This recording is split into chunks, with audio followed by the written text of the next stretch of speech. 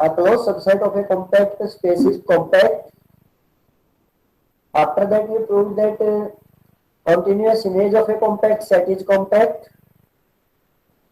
And now we have to prove, we will define the finite intersection property, and then we will define the relation in terms compactness in terms of finite intersection property.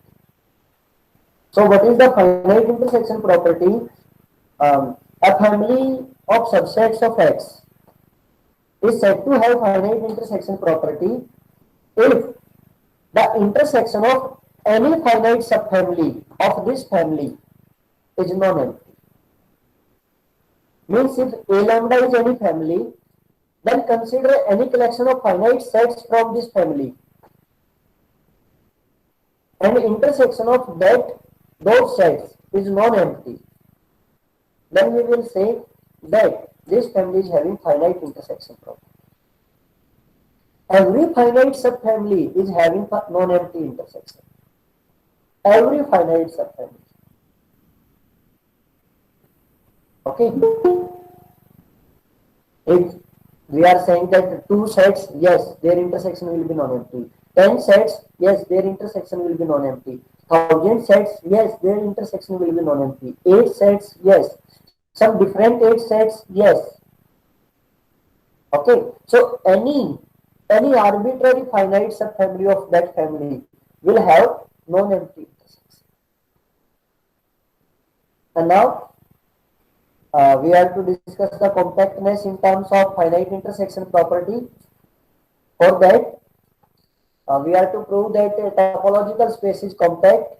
The topological space, the whole space, if and only every family of closed sets, every family of closed sets of that X will have finite intersection property. Having finite intersection property will have non-empty intersection. Means consider any family of closed sets. If this family is having finite intersection property, then the intersection of the whole family is also non-empty. Like if f lambda is any family of closed sets having finite intersection property, means any finite number of sets from this family will have non-empty intersection, then intersection of the whole family is non-empty. Okay, so the space is compact if and only for every closed family of closed sets having non-empty intersection will have a non-empty intersection. So for the proof, first we are assuming that Xt is compact. Our target is to prove that any family of closed sets having FIP, finite intersection property, will have non-empty intersection. So let f lambda be a family of closed sets having finite intersection property. And we only need to prove that intersection lambda f lambda is non-empty. On the contrary, assume this is empty. Means intersection lambda f lambda is empty. Then we can write X like this, X minus phi. And what is phi? It is intersection lambda f lambda. So phi will be replaced by intersection lambda f lambda. And this can be written using the De Morgan's rule. Union lambda x minus f lambda. Now f lambda is closed. So x minus f lambda is open. And x is union lambda x minus f lambda. So this is an open cover of x. Thus, x minus f lambda, this family forms an open cover of x. But x is given to be compact. So this open cover must reduce to a finite subcover. Say x minus f lambda I from 1 to n. And we must have x is union I from 1 to n x minus f lambda I, because it is a finite subcover of x. So their union must cover x. So it will be equal to x. Taking complement on both sides, we will have x minus x will be x minus union I from 1 to n x minus fi. And this can be written as, this one is phi, left hand side, x minus x is phi. And this will be intersection I from 1 to n x minus f lambda I means f lambda I. So we are having a finite subfamily having empty intersection. But we assume that this family is having finite intersection property, means the finite subfamily must have non-empty intersection. So it's a contradiction. And hence the whole intersection must be non-empty. Because we assume it is to be empty. Okay. Now converse. For the converse part, suppose that the given family is having, suppose that the given condition holds, means every family of closed sets having FIP is have non-empty intersection. What we have to prove? That X is compact. On the contrary, just assume X is not compact. X is compact, it means every open cover will reduce to a finite subcover. X is not compact, it means it will have a open cover which will be not reduced to finite subcover. So it will have an open cover G lambda such that it will be not reduced to a finite subcover, means it will have no finite family such that X will be equal to the union of this family. Or we can say that for every possible choice of finite subfamily, X will be not equal to union I from 1 to n G lambda.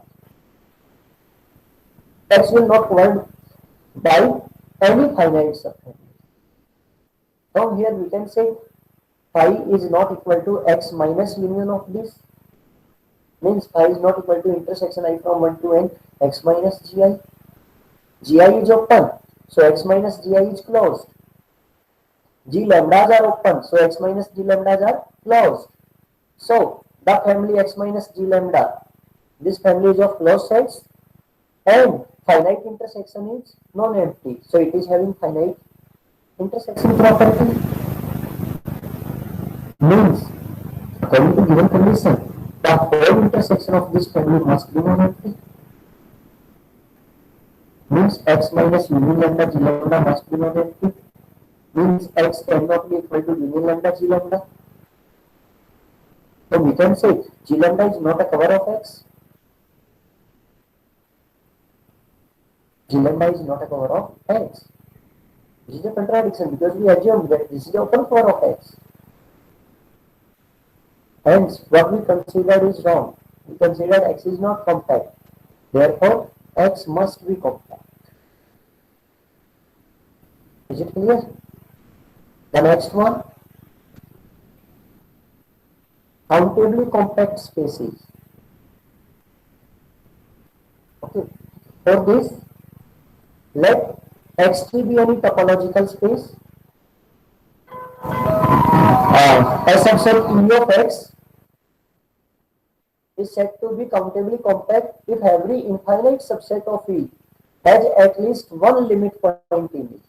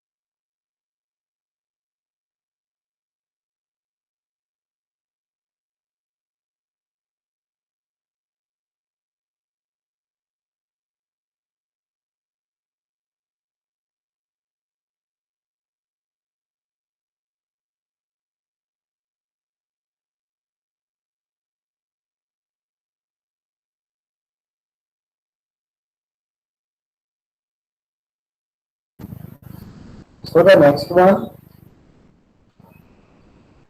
countably compact. What we discussed, that X be any topological space. E was a subset of X, and this subset is said to be countably compact if every infinite subset of E must have at least one limit point E. Means if A is any infinite subset of E, then A must have at least one limit point E. At least one. I'm not saying all the limit points of A are in E. If only one limit point is in E, then okay, done. But keep it in mind, every infinite subset of E must have at least one limit point in E. Okay. So the next theorem is that every compact subset of a topological space is countably compact. What we have to prove? That every compact subset of a topological space is countably compact. So if a subset is compact, then it will be countably compact also. And for the proof, let E be a compact subset of topological space Xt. We will use the contradiction rule. Assume, if possible, that E is not countably compact. E is not countably compact, it means E must have at least one infinite subset which have no limit point in E. Means derived set of A and E will be disjoint sets. Or we can say that if X is a member of E, then X cannot be a limit point of E.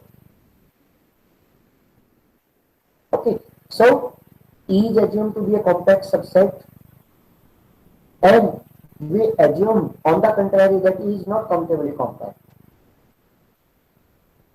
Then it must have an infinite subset A having no limit point E. Means if X is a member of E, then X is not a limit point of E. So for every X belonging to E, we must have an open set Gx containing X such that A intersection Gx minus X will be 5.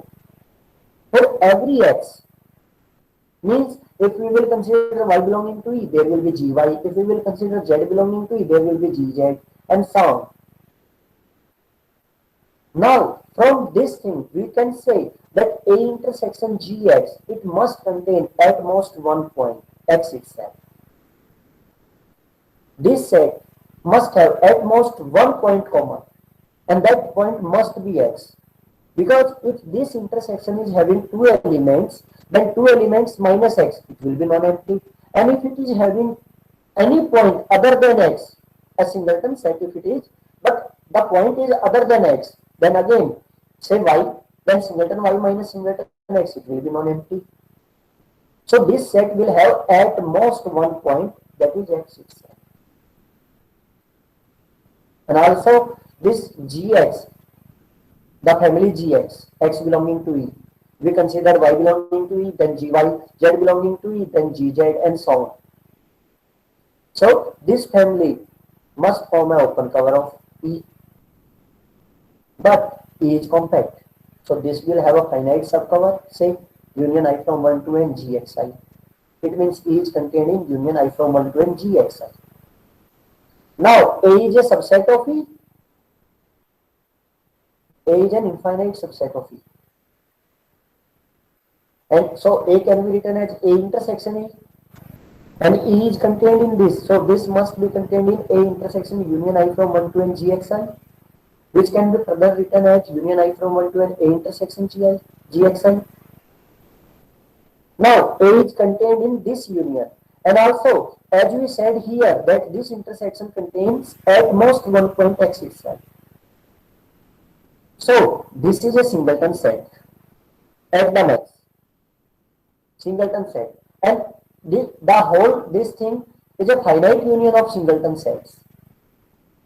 The whole term on right hand side. Finite union of singleton sets.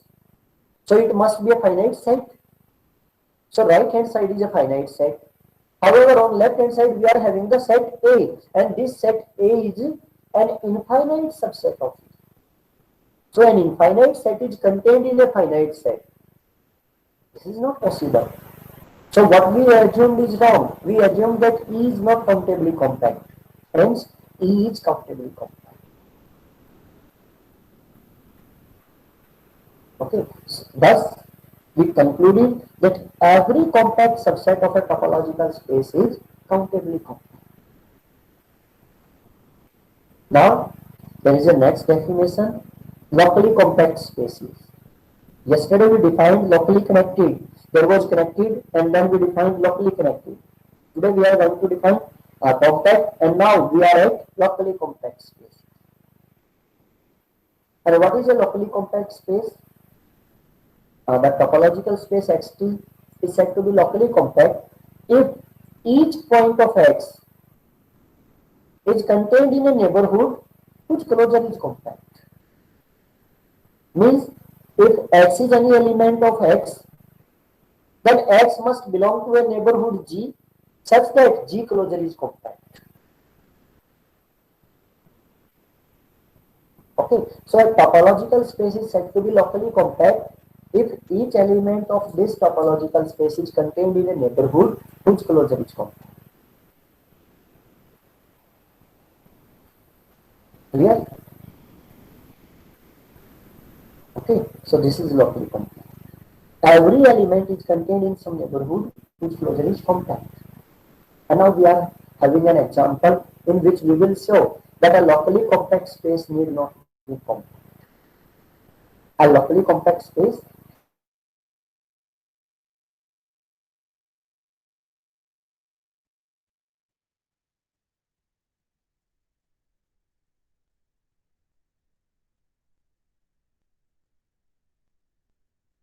how? Because X is contained in singleton X. X is contained in singleton X. And the closure of singleton X is singleton X itself. Because in discrete topological space, every set is open as well as closed.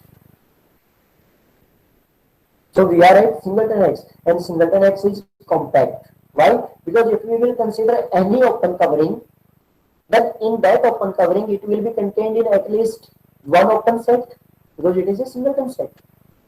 So this will be contained in one set only, say Gx. Then by finding the finite subcover, we will just consider that very set which contains X. Hence that single set will be a finite subcover of that given value. Therefore, the closure of this neighborhood is compact. Hence, X is locally compact. The next theorem is every closed subset of a locally compact space is locally compact.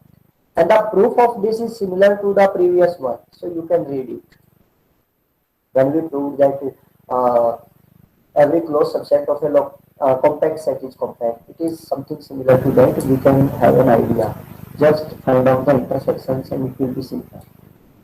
Okay. Tomorrow we will define a new topology and extended topology, we can say. And it will be known as one-point compactification. Previously, we defined the relative topology. We were having a topology on X and then we considered a subset and on that subset we defined a topology. Tomorrow, we will have X, we will consider a superset and on that superset we will define the topology. Okay, it will be tomorrow's work. Then we will prove that it's a topology and after that we will get that it is locally compact or whatever. Okay, with that the third section will be finished. So I think that's all for today. If you have any problem, you can ask.